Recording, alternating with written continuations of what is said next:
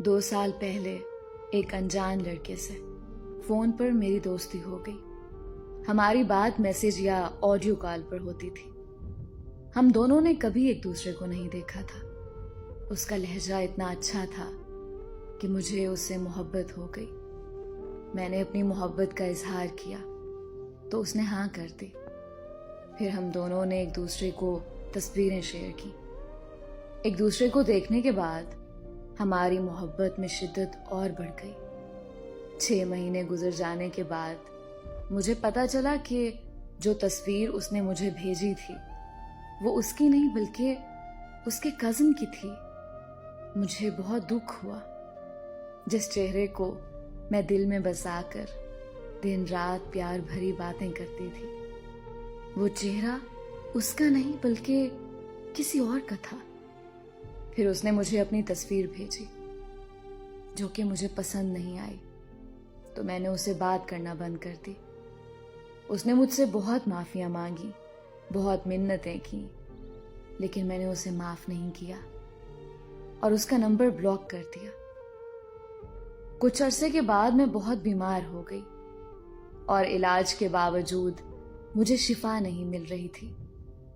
तो मुझे लगने लगा कि शायद मैंने उस लड़के को माफ ना करके उसका दिल दुखाया है, जिसकी सजा मुझे अल्लाह दे रहा है। मैंने उसे अनब्लॉक किया और उसे माफी मांगी। उसके माफ करने के बाद मैं जल्दी ठीक हो गई। हम फिर से एक दूसरे के साथ दिन रात बातें करने लगे। इस बार मोहब्बत की शिद्दत पहले से कई गुना बढ़ चुकी थी। लेकिन किस्मत का खेल देखो, मेरे साथ फिर धोखा हो गया।